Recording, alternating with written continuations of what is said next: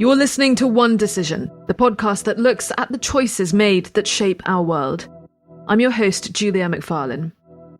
The NATO Secretary-General Jens Stoltenberg was due to retire in September this year. However, his retirement plans have had to be put on ice for now. In the absence of a leading candidate to replace him, he's been persuaded to stay on for another year. The stakes are high for the alliance, given the war against Russia that's raging in Ukraine. Speaking in Vilnius, President Biden reiterated Western resolve against the path that Moscow has taken. When Putin and his craven lust for land and power unleashed his brutal war in Ukraine, he was betting NATO would break apart. He was betting NATO would break. He thought our unity would shatter at the first testing. He thought democratic leaders would be weak, but he thought wrong. There's speculation that many NATO members want to see a strong European ex-leader in the top job. Maybe even NATO's first female chief. One of the names being floated is the former Estonian president, Kersti Kaljulaid. Having led the high-tech Baltic nation that shares a border with Russia, Kaljulaid, who was in office between 2016 and 2021, knows exactly what it's like to try and garner European action on standing up to the threat from the east. And is keeping busy, having just returned from a trip to Ukraine, where she chaired the Yalta European Strategy Group, meeting with Zelensky's chief of staff and his defense minister, to discuss how the war effort was going and how Europe and NATO could assist. I sat down with the former president to talk about how the recent NATO summit in Vilnius went down and what she made of the speculation that she might be in line for NATO's top job. But first, I asked her how her trip to Kyiv went and if she could give us any updates on the Ukrainian counteroffensive. Well, actually, this was one of the pleas from Ukrainian top brass, also for us, that while talking to Western media to tell people that our expectations need to be managed. But it is not kind of a fairy tale where you, have new tanks, have new equipment, and then you will, very quickly end this nightmare, which of course every Ukrainian would wish. But let's be honest about it. It has taken some time for the Western side to get our act together, to start providing Ukraine. And of course, that is why we hear repeated pleas for airplanes, for more long-range equipment so they could actually protect better the people who are working with these minefields.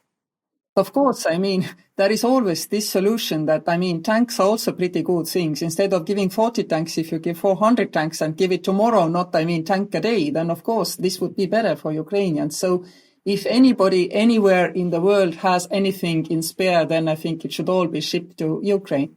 One problematic area definitely is that ammunition and getting the volumes of production of ammunition up in Europe.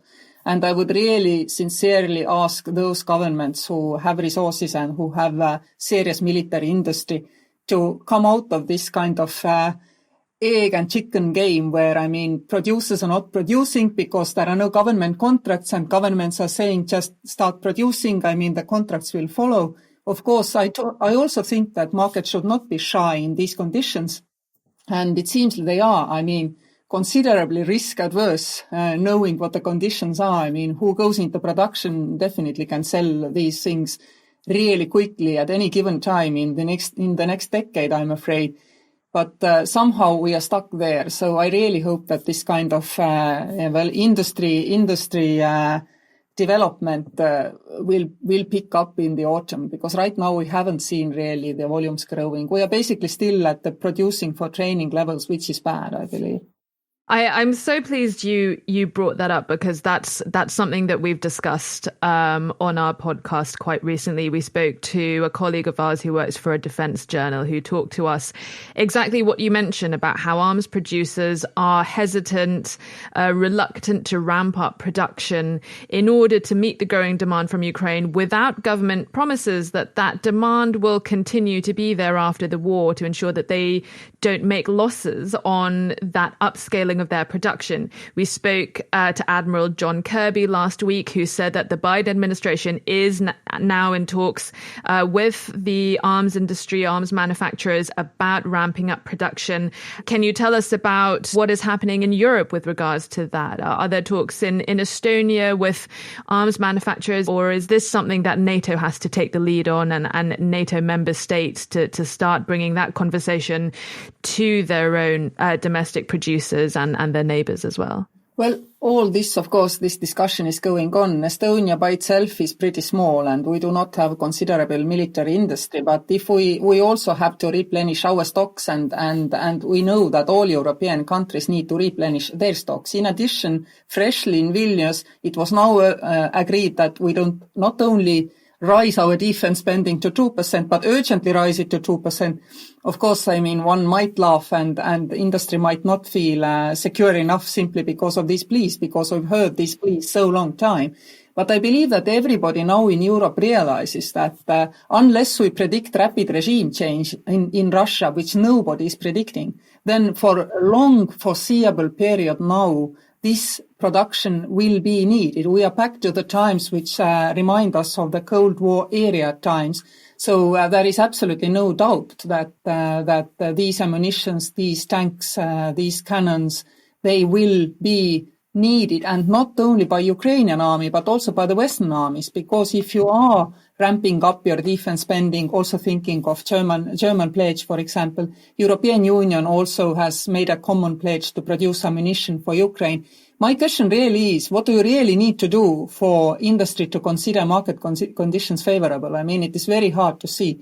Unless they're really waiting for extremely concrete contracts and they are not producing anything just, I mean, without a contract, which I would say is impossible risk adverseness by them. I mean, I would understand producers not willing to ramp up production before contracts are signed. I know you have a background in business, I don't, but I can imagine that risk-averse strategy is one that's really quite plausible for businesses, particularly when you have arms manufacturers, when R&D and production costs as much as it does.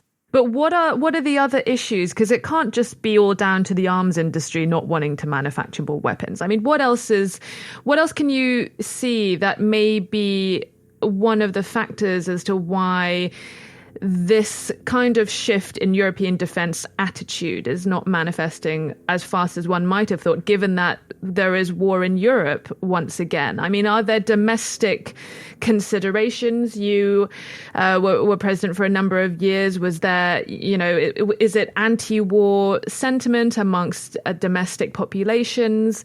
Is it a refusal to accept that we are now re-entering a more hot Cold War period than perhaps the last Cold War? Is it perhaps that there are more ties to Russia really than many Europeans would like to admit?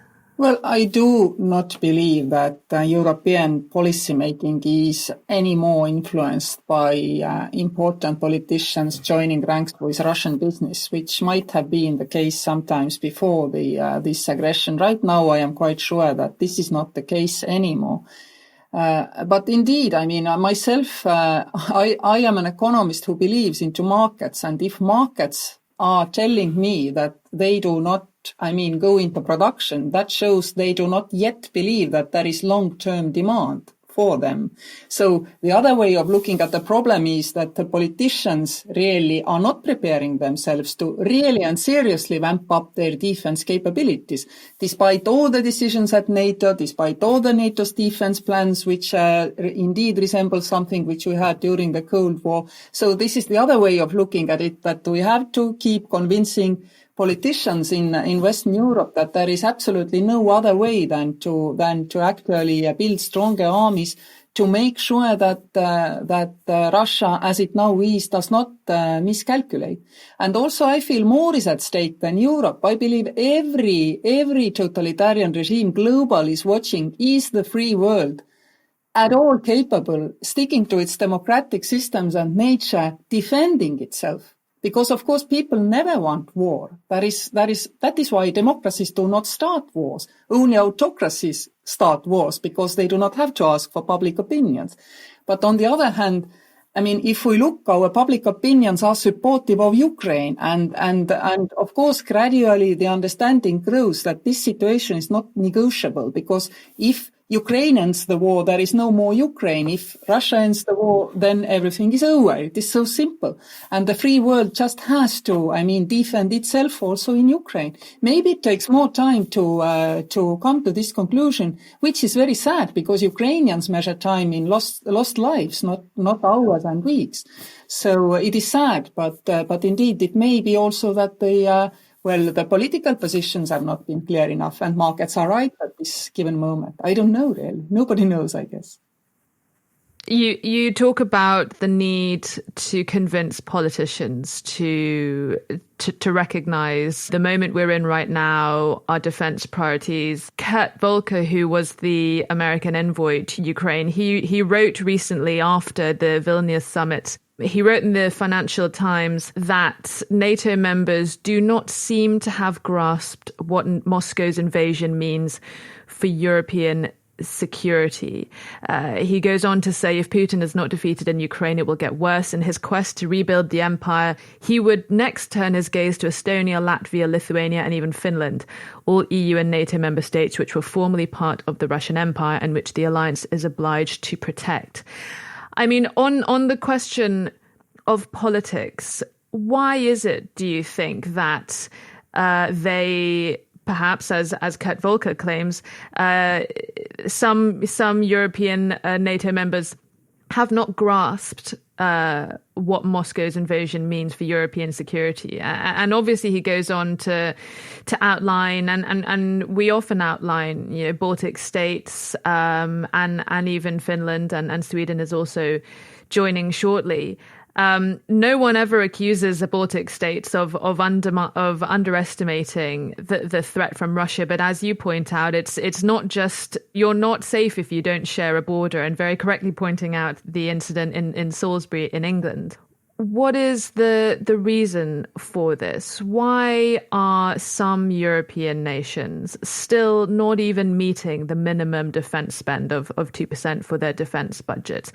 I mean, in this country, we are in the midst of a rapidly escalating economic crisis.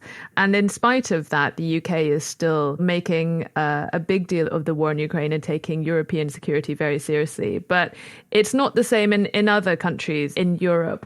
What are the things, when you talk to your colleagues, other political leaders in Europe, and you say we need to spend more, we need to convince arms companies to ramp up production, we need to send 400 tanks to Ukraine instead of 40. What are the reasons that you hear? What is the pushback that you get to suggestions such as that?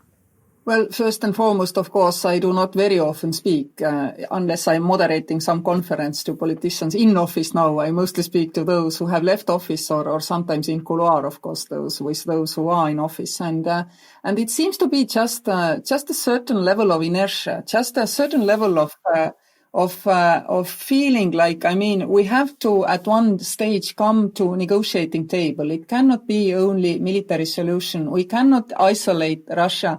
And if you ask the question, why cannot we isolate Russia? North Korea is perfectly isolated. Why not Russia? What's the difference, for example? Then you do not get an answer. But the problem, of course, is that, we are used to trading with Russia. And there is no other way out than to keep talking. By the way, all of our economies are in downturn. Estonia has lost also year on year, I believe, 10% of our industrial output. Not because only there is war, but there is also because there is less attention on the green turn. Also, there have been talks about energy subsidies by bigger member states, and our budget will never be able to subsidize our industry the way Germany can, for example. It's a huge problem. My question is there even a European common market if there is a large scale across the board German energy subsidy? I don't know. But all these issues are influencing us here as well. Yet we realize that of course you have many problems. Also, if you talk to Ukrainians, they are trying to negotiate with EU. They are trying to fight corruption. They are trying to win the war. Similarly, every other country has to keep economy running, find energy sources which are not linked to Russia, keep their economy going, and then help Ukraine to win the war. But the problem is you cannot say that we did all the other elements, but we failed to help Ukraine to win the war, so we managed 80%. You have to manage this thing first and foremost. And then with the rest, we have to adapt. And indeed, if it is economic suffering, then it is relatively small price to pay. And I hear from you that at least UK people are really getting it. But if I look at opinion polls, French people are getting it. And let's face it, French was behind Ukrainian bid to join NATO as well. So it's not only Balts and Poles and UK. There are other important players. I can tell you there is a lot of pain going on in the UK if it makes you feel any better. I think it's important for our listeners to know that given what you're saying about, particularly about energy security, that the Baltic states are set to decouple from the Russian power grid. I believe now the date is early 2025. Now Lithuania has called for an earlier exit, but actually it is the Estonians and your prime minister who has argued that actually coming out and decoupling from the Russian power grid earlier would not be acceptable to Estonia because it would bear the brunt of the cost of any earlier move.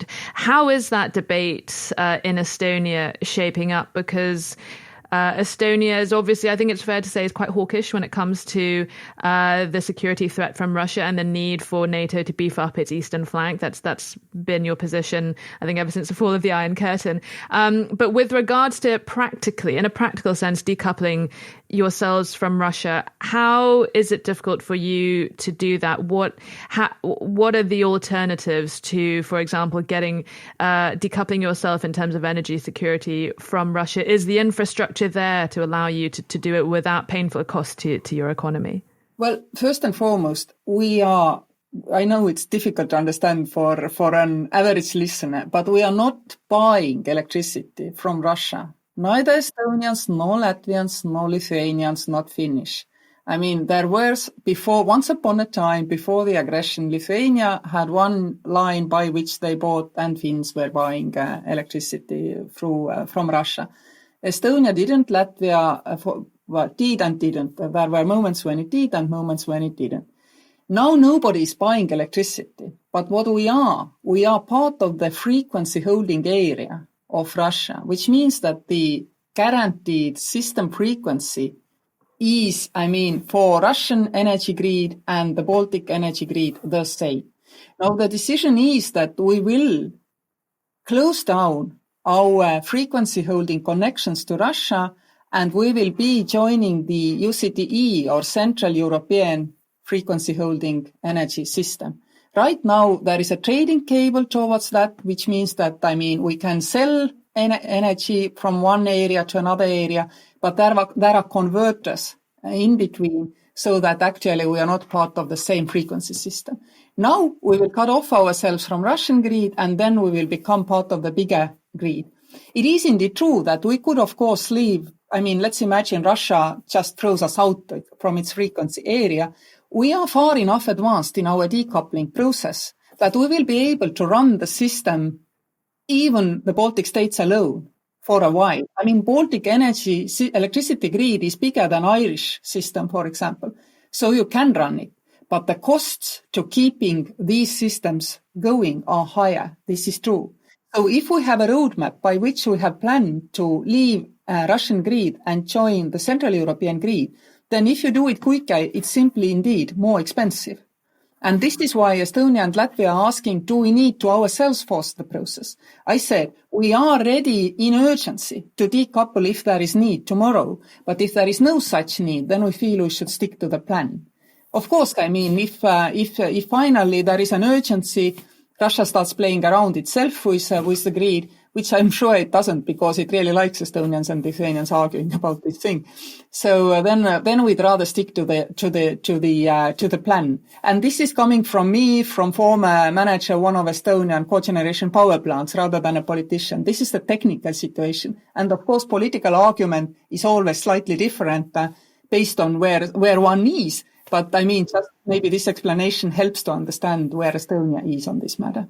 That is. Thank you so much for explaining fully. I did understand it was a question of perhaps phasing yourselves out of the infrastructure supporting your energy needs, and it takes time to connect to the European grid. But it is interesting to hear you say that apart from the optics of it, it actually does not. It's not quite an issue of national security for the Estonians. Is that right? No, it's expense. And once more, we are not using Russian electricity. It's just the frequency system. That's really interesting. Thank you so much for explaining that. Let's turn around to how Vilnius went down and your thoughts of it now. We're a week out and everyone's had some time to sort of think about the symbolism of it. Obviously, the Ukrainians did not get the golden goose that they really wanted. There was that tweet from Volodymyr Zelensky ahead of the issuing of that communique where he said he seemed to really criticize the moves that NATO was about to make, calling it unprecedented and absurd, about the fact that there wasn't a time frame given to the Ukrainians for when membership would actually happen. And he said, uncertainty is weakness. Now, I mean, the language of that NATO communique, I mean, it was clearly so painstakingly articulated. I mean, it was really, really interesting, given how sort of bland the language is.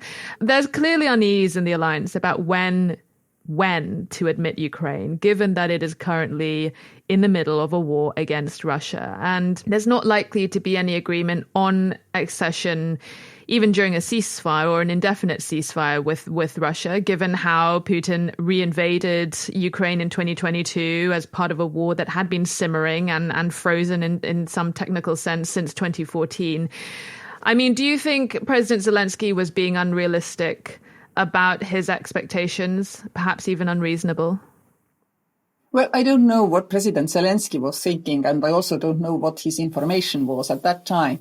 But since spring, there have been many discussions in every security conference, Prague, Bratislava, Tallinn, and everybody has been admitting that, I mean, not only all political strategists, but also all linguists fluent in English, French, and German are looking for a ways to draft something which will remove any ambiguity from NATO's willingness to have Ukraine as a member, at the same time keeping all ambiguity strategically for the conditions. Because if you give the conditions, then Russia will do everything to frustrate, Ukraine in trying to achieve these conditions. And I believe this is how we need to read what happened in Vilnius. There is no ambiguity about Ukraine's future NATO membership, but we don't want to tell what are the conditions or give the conditions even because we know then Russia will do everything to frustrate these objectives. And that is how we need to read it. And of course, if you read it with goodwill, then you come out with something like I said. If you read it differently or line to line, you may say, where's the difference between 2008? But exactly, the difference is, but at that time, some allies were dragged to perhaps inviting Georgia, Ukraine to join NATO. This time, this is not the question. There's no ambiguity. At one point, Ukraine becomes NATO member. And of course, to soften the blow or strengthen the game, G7 did a really good job, I would say. And when I was in Kyiv and we spoke with Vice Prime Minister Olga Stepanishina, also we spoke with Minister of Defense, Mr. Reznikov, then they all quite calmly admitted that the outcome maybe, of course, is not what Ukrainian people were dreaming, but also it did not fall short of what could be expected, knowing exactly what the aim and objective had been. So I believe it is not just making good face at the bad game. I believe it is sincere. So this is something we can move on, as diplomats always say. Right. Do you think it means that Ukraine will not be a member of NATO until the war is over? And obviously what everyone has been saying in response to that is, well, Putin is going to do everything he can to make this war last a really long time. And critics of the resolution have said that wording has basically signaled to Putin that he shouldn't enter into negotiations. He should continue as he is now and have a long grinding conflict that goes on and on and on in order to frustrate the process. Frankly, Putin cannot have a long grinding conflict if West, gives Ukraine military superiority. and allows Ukraine to liberate its territory. And that is the way out, and this is the way of, breaking this knot which we have all tied ourselves in because of Russia. And this is what we should do. We should do what is right and not try to predict or think what the other side is thinking. We should simply do what is right, and the right thing is to support Ukraine to liberate its territory 100%. And then the war will be over. And of course, there has to be some kind of an agreement at the end of all this, but it has to be, for Ukrainians to decide when and how they start to talking. I hear you loud and clear. NATO helps Ukraine to defeat Russia and win the war. Ukraine then ascends to NATO. What could possibly go wrong with that plan? Everything. If we are, self-congratulatory, very satisfied with everything, how we are united we are, everything can go wrong. And I am still looking at this macro picture of military industry, again being something I can see higher in our GDP tables. So everything can go wrong until these conditions are met. So we need to keep working. I appreciate that. Well, what I was going to go on to say was, do you think actually, although I was being a little tongue-in-cheek with how I was phrasing that, has the mood shifted now, given where we are, sort of 17, 18 months on from the 24th February 2022, when at the outset of this re-invasion, a lot of European countries, the French, the Germans, others were worried about escalation, about provoking Putin too much. Do you think now that, given that NATO is united in admitting Ukraine in the future, it will be a member of NATO? It's a matter of when and not if. Has the mood shifted somewhat? And we have seen now that Ukrainian pilots are now being trained. We are having more conversations about giving the Ukrainians air superiority over the Russians. The French are now sending long-range Scalp cruise missiles, something they didn't want to do before because they didn't want to give too much to Ukraine for fear of worrying Putin. Has that kind of mindset changed? The fear of helping Ukraine too much? Do you think that is starting to crumble now? Well, as I said, we are still only giving Ukraine enough to have slight advantage in this conflict. And indeed, the discussion about what can we do but not escalate is still present. And of course, my role and many other people's role then is to remind us that, we cannot anyway predict. Putin chooses what he considers escalation or not escalation. We cannot say in a rational way, well, this is doable, this is not doable, this would be escalation. And I believe that we are getting through this kind of phase where people really think that somehow we must be slow in our uptick of support, because otherwise the other side might consider it escalation. That guy can consider escalation when and where he wishes. So the only way we need to act is indeed to do things right and not to think too much about those risks. But of course we have to be prepared that there will be indeed threats. There might be real movements which would seem to indicate things could get even worse. Because, when Russia really feels that they are starting to lose, then there are basically a few ways out of that. First way out of is for the regime is to somehow present the fresh face. And I do not want to go into details of how that might happen. But one day we might wake up in the situation where the regime has not changed, but the leader has changed. And then everybody wants West very much to believe that, look, now this is the totally new Russia, like in 1991. For a while, indeed, there was a new Russia, but Russia was never forced to process like Germany was after the Second World War, what it did. If you read German school books, you had the crimes of Nazi regime in them. In Russia, gradually we shifted into the situation where Stalinist period was almost glorified. And this was West's fault. Our cooperation with Russia was not conditional. It should have been conditional. And if we wake up with a new leader, we should indeed verify and measure whether the regime really is changing or it is just a try to present us with a fresh face. This is one way how this all can end up. The other way is indeed that, Putin remains in power and he has to sound more and more menacing in order to, somehow stall West supporting Ukraine even further as Ukraine is advancing. And then indeed we have to hold our nerve and be strong in this kind of situation, because the only language Putin seems to understand is the language of being sure and certain of yourself. Everything else is considered weakness on our side. So I don't believe that it's only that Ukrainians have no other way out than to fight for their independence and their territorial integrity.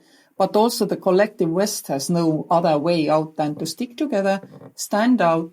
And we see now that, this cooperation is indeed strengthening. And this is all free world sticking together, trying to show and hopefully winning this battle between free world democracies and autocratic strongholds. So this is where we are. Like it or not, pretending we are not there doesn't help us out of this situation.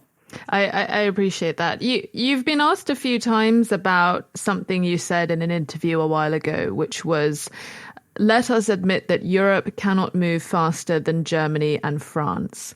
If that's the case, things don't look very good for Ukraine, which needs help yesterday. There were lots of big hopes that Olaf Scholz's big announcement in March last year, declaring a total reset of German defense policy, that huge fund that he announced, there were a lot of hopes that that was going to have a galvanizing impact, but it's ended up more than a year on from that now. It's ended up being a bit of a damp squib. I mean, you traveled to Kyiv with the president of the Munich Security Conference and former government official Wolfgang Issinker. Talk to us about Germany, 6 months, 16 months, 17 months, however long we are, more than a year after the reinvasion of Ukraine last year, and Germany's position today. Maybe this discussion merits a disclaimer that I am also a member of the advisory board of Munich Security Conference itself. Oh, good to know. I do think that actually, indeed, without Zeitenwende declaration, Europe would have stalled in its support and progress. And it has been extremely important. And also, many of us have been overlooking, but actually German army is the only army which, according to the plans, will look in 5 years' time totally different than it was looking when the conflict started. We have not noticed this, but this is also ongoing. So there are things ongoing. Also, Rheinmetall is talking with Ukrainians of setting up production, for example. So by no means you could say that, Zeitenwende was an empty statement. It wasn't. But of course, also just from stating something, things don't start happening in a big country. Processes need to move. And of course, we urge everybody to be quicker with the processes, etc. But you cannot say that, German leadership has been lacking from this situation. Also, I would say European leadership has been very much present, French leadership. And so probably what we have seen is West moving at lightning speed, which seems painfully slow for Ukrainians because, they have the aggression ongoing. And this is also a paradox which you cannot get out from. But I think we should sometimes give also recognition to what big European economies have been doing, and also the European South, the Italians, the Portuguese, the Spanish, who might consider themselves really removed from the situation, but they aren't. And they're really working also very strongly to achieve the common objective. So they at least have understood that not having a border with Russia, like UK, it doesn't matter too much. If we are facing such a period. Russia this week, they terminated the implementation of the Black Sea Initiative, which was this UN-brokered deal to export Ukrainian grain across the Black Sea. And the Russians did this because they complained that Western sanctions were holding up a parallel deal to allow for payments, insurance and shipping for Russian agricultural exports. The withdrawal of this deal of this Black Sea Agreement means that potentially tens of millions of tons of food exports around the world are impacted. And this is, of course, at a time of heightened food insecurity and climate change. The White House responded to this saying that the US was working with allies to enable that both Russian and Ukrainian grain reach the rest of the world, and working that sanctions don't target Russian food or fertilizers. Are the Russians just weaponizing food insecurity by pulling out of this deal? Do you think they have a legitimate issue with sanctions targeting fertilizing companies, or is this just another way that Putin can tighten the screws, do you think? I think it suits him in so many ways. First, frustrating Erdogan, who was the broker of this deal and who now let walk some Azov battalion leaders, for example. This is very nice objective and very nice motive for him to frustrate this. Second, of course, with all the work what Ukraine itself is doing with Latin American, African, other countries globally, then also public opinion there is slightly shifting also in Ukrainian favor. Of course, famine is something which you can threaten them and try to keep them on your side, etc., etc. But I think, again, we need to indeed find then alternative ways for Ukraine to export, and indeed independent actors can try to negotiate further with Russia and make sure that we will have grain exports restarting. After all, Russia does not also want to be seen as someone who made sure that there is famine in other countries. It cannot work for its objective long term. But occasionally throwing up a tantrum definitely helps them right now. Well, he's hosting a summit of African leaders in a week's time, I understand. It's odd timing for him to want to pull on the brakes on this deal, given this summit that he's hosting. It's very interesting. I'm sure African leaders will try to convince him that, this deal needs to be reopened, and maybe he can then show his generosity. It's totally unpredictable what we will see. Yeah, that's interesting.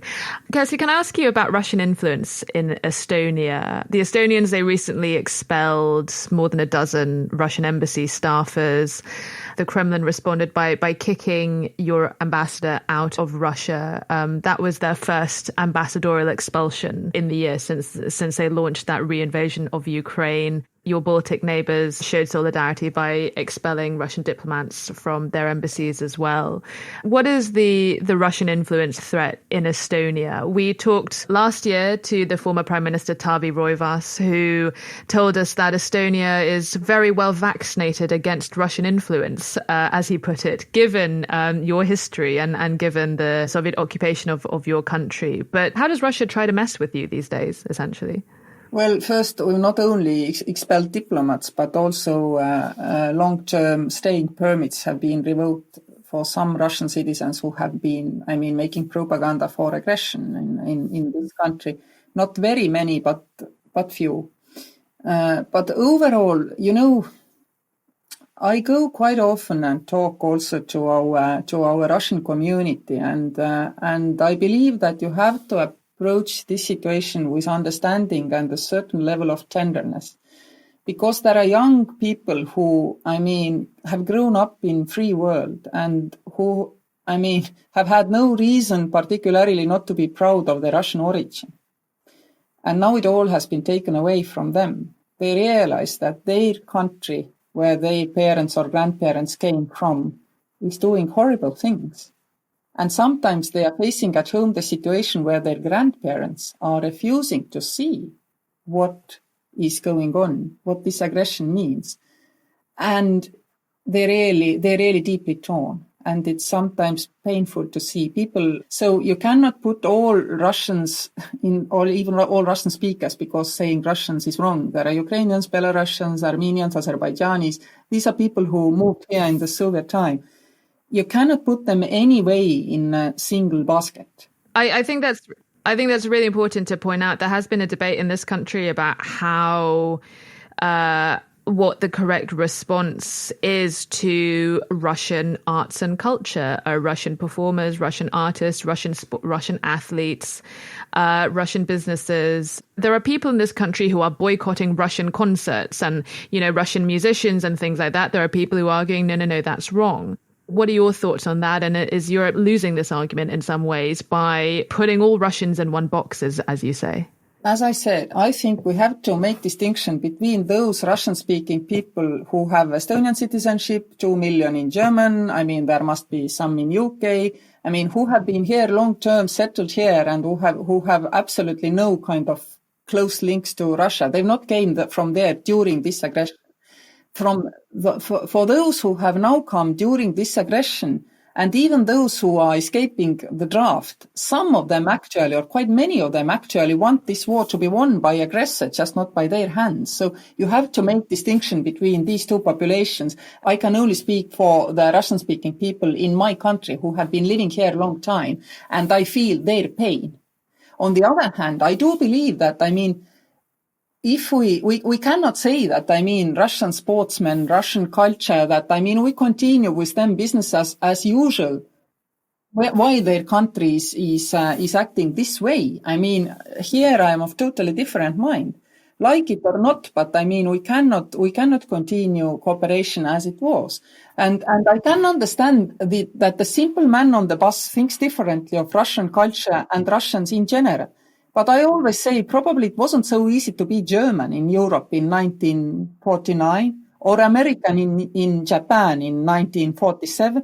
This is how history works. Your country was doing something to other people, and normal people associate you with your country. Right, but is it different if you are a Russian who is outspoken in support of Vladimir Putin, in support of the war against Ukraine, in support of the Russian propaganda and all this stuff about denazifying Ukraine and all that stuff? Yeah, of course, there are those who are dissidents who had to escape from Russia who have been outspoken against Putin's regime. And I believe, there is different approach to those people who have been either silent or supported. Silent, I would consider support, frankly speaking.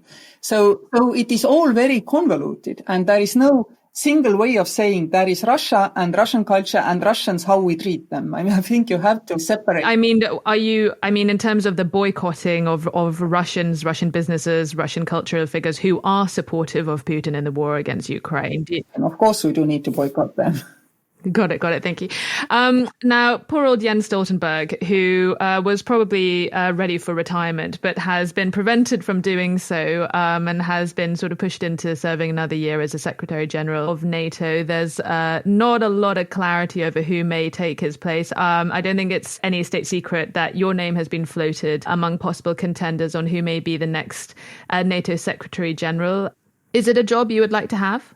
I think this is the decision which NATO members have to calmly contemplate and come to a conclusion. And I'm pretty sure that you do not find a prime minister, ex-prime minister, president, ex-president among NATO members who will not serve. So this question is not even worth asking. But it is extremely important that the member states come together and find a solution. Meanwhile, of course, Jens has been such a sure pair of hands that, we all appreciate how selflessly he has kept NATO together, endlessly negotiating, treating the smallest member states, truly so that we have felt equal. And I really, I'm among those who greatly admire Jens. So I believe somebody who is able to show the same capabilities and character of selflessness should be chosen. If I am one of those, I doubt, frankly, I'm pretty too straightforward, I would say. Well, that's a very diplomatic answer. But, you point out, obviously, this is an incredibly difficult time for NATO. We've spoken about the challenges that NATO is experiencing, keeping member states together as the bloc grows. That's only going to be harder to do. You've spoken about the need to convince Europeans in Europe about their defense policy, about maintaining unity. The next Secretary General of NATO is going to have an incredibly difficult job on their hands. And, what do you think the priorities should be? And what would your arguments be for, say, having a NATO Secretary General who is, let's say, a woman, let's say, comes from the eastern flank of NATO? Well, since I've never believed women do work differently than men, then obviously I cannot go into this discussion, men or women. But what I can say is that the next Secretary General, well, it's all about implementation. When we look few years back, when after Crimean occupation, NATO cobbled together its few resources and put up the trip via the EFP and TFP. This was a move of genius, considering there was such a lack of resources to kind of send a clear signal out that, 20 NATO member states are represented at the eastern flank, don't play games. So now we are moving to the phase where we have really good defense plans and defense plans alone don't work. You have to designate the forces, the equipment for that. You have the equipment ready in the region. You have to exercise together. I mean, this is the only way how you can show to your adversary that you really mean business. And this all falls to next Secretary General, because all the pledges are there. But somehow we have to make these things happen. And of course, the new Secretary General will play a huge role in diplomatically reminding those who are lagging behind that they are lagging behind. And it's not going to be an easy job. How to make things happen. I mean, that's really it. The job of NATO's Secretary General, it is kind of an ambassadorial role, is it not? It's a diplomatic role. NATO cannot make any sort of unilateral decisions. It can only work with its member states in order to get them to agree to do stuff through NATO. If you would humour me, if you were asked to serve as the next NATO Secretary General, I won't ask you what would be the first thing that you would do, because that's not necessarily the nature of the job, for the reasons I've just mentioned. But what would be your number one priority? What would be the number one sort of item on the checklist that you would want to achieve and work towards on day one? I believe that whoever finally will be selected for this job, in the process of negotiating for the role with the member states, will already have a roadmap with each and every member state on how to now get to this implementation of the promises and the decisions. And no one will take that role unless they know that they have such a roadmap. And this is why this preparatory period is extremely important, where the ambassadors, where the capitals are negotiating, talking, choosing.